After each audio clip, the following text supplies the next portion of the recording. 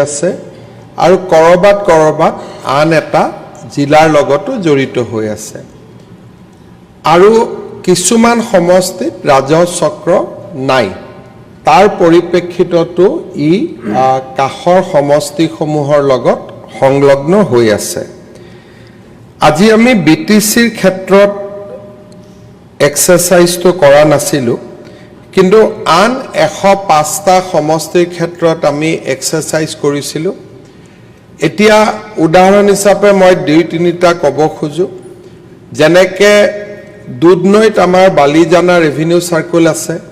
কিন্তু তাতে গোৱালপাৰা পূব সমষ্টিৰ গাঁওসমূহ জড়িত হৈ আছে ঠিক তেনেধৰণে বৰক্ষেত্ৰীত আমাৰ এখন পঞ্চায়ত হৰ্থেবাৰী বা বৰপেটা সমষ্টিৰ লগত জড়িত হৈ আছে তেনেকে আমাৰ টিংখঙৰ গাঁও নাহৰকটীয়াৰ লগত জড়িত হৈ আছে সেইবাবে আজি আমি এটা প্ৰথম পৰ্যায়ত এটা এসেসমেন্ট কৰি জিলা উপায়ুক্তসকলক মই 2 দিনৰ ভিতৰত আমাক প্ৰস্তাৱ পঠাব কৈছো যে কোনো সমষ্টিৰ গাঁও যাতে এমএলএ এৰিয়াৰ বাহিৰত নাথাকে আৰু মই উদাহৰণ দিব পাৰো যেনেকে গোলাঘাট সমষ্টিৰ বহু কেইখন গাঁও দেৰগাঁও সমষ্টিত আহিছে কিন্তু ৰেভিনিউ সাৰ্কেলটো এতিয়া গোলাঘাটতে আছে তেনেকে তিতাবৰৰ পুৰণা 10খন গাঁও গোলাঘাট জিলাত আহিলে সমষ্টি গোলাঘাট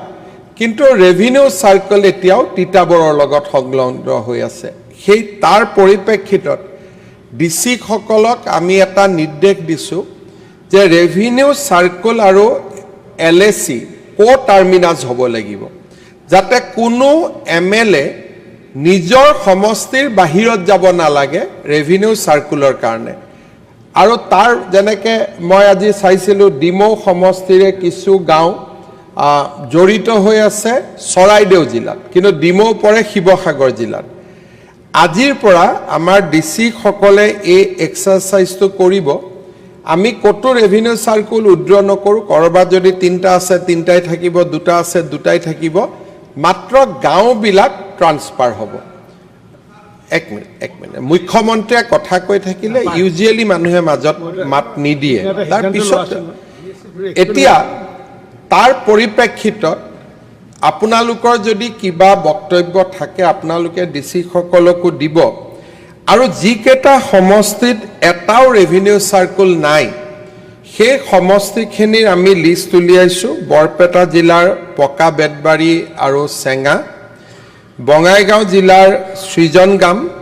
কাছাৰ জিলাৰ বৰখলা আৰু ধলাই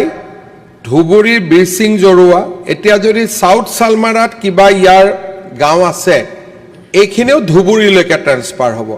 ধুবুৰীত বিৰসিং জৰুৱা ডিব্ৰুগড়ত খোৱাং গোৱালপাৰাত জলেশ্বৰ কামৰূপ মহানগৰত সেন্ট্ৰেল গুৱাহাটী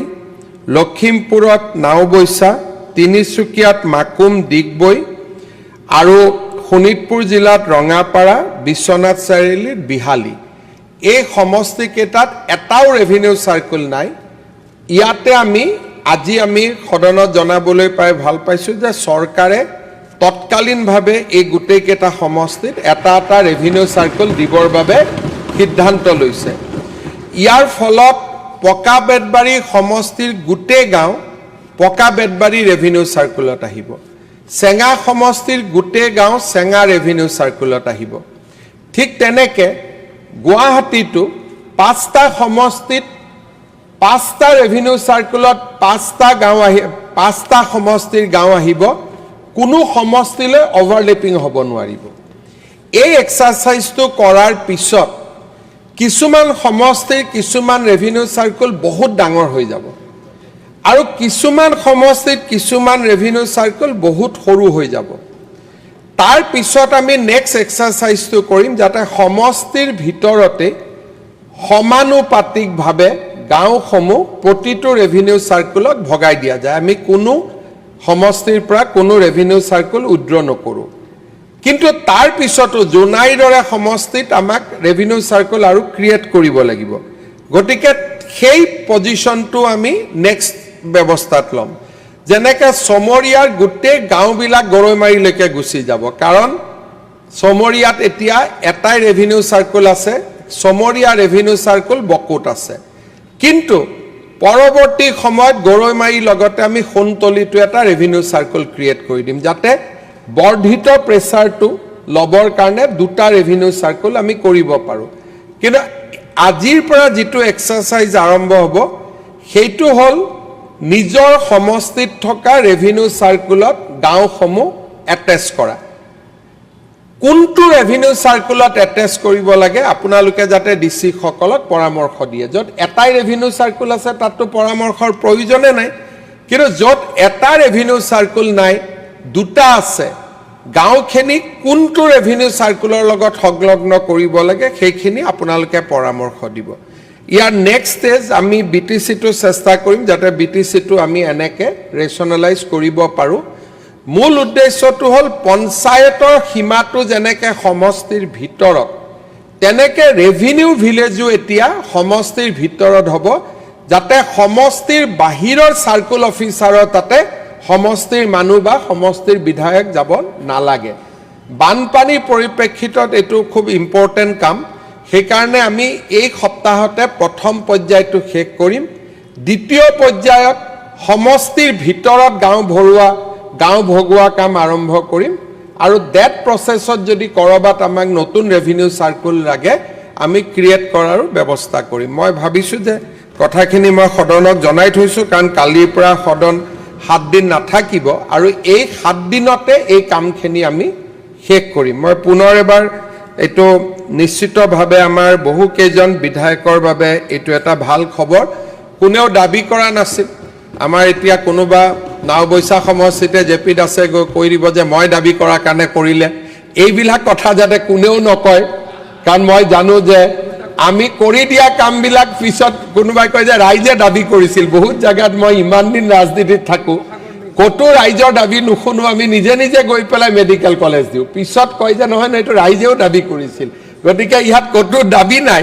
এতিয়া মই আকৌ এবাৰ কৈছোঁ যে তৎকালীনভাৱে পকা বেতবাৰীত বিধায়কে দাবী নকৰাকৈ চেঙাত বিধায়কে দাবী নকৰাকৈ সৃজনগামত বিধায়কে দাবী নকৰাকৈ বৰখলা ধলাইত বিধায়কে দাবী নকৰাকৈ বিৰসিং জৰুৱাত বিধায়কে দাবী নকৰাকৈ খোৱাঙত দাবী নকৰাকৈ গোৱালপাৰাত জলেশ্বৰত দাবী নকৰাকৈ কামৰূপত চেণ্ট্ৰেল গুৱাহাটীত দাবী নকৰাকৈ লখিমপুৰত নাওবৈচাত দাবী নকৰাকৈ তিনচুকীয়াত মাকুম ডিগবৈত দাবী নকৰাকৈ ৰঙাপাৰা বিহালীত আমি দাবী নকৰাকৈ ৰাইজৰ সুবিধাৰ প্ৰতি লক্ষ্য ৰাখি এটা চাৰ্কুল অফিচাৰ আমি চাৰ্কুল অফিচ আজি আমি ঘোষণা কৰিছোঁ ধন্যবাদ মাননীয় অধ্যক্ষ মহোদয় এটা বাক্য মাননীয় অধ্যক্ষ মহোদয় মাননীয় মুখ্যমন্ত্ৰী মহোদয় 9টা পঞ্চায়ত মোৰ মানে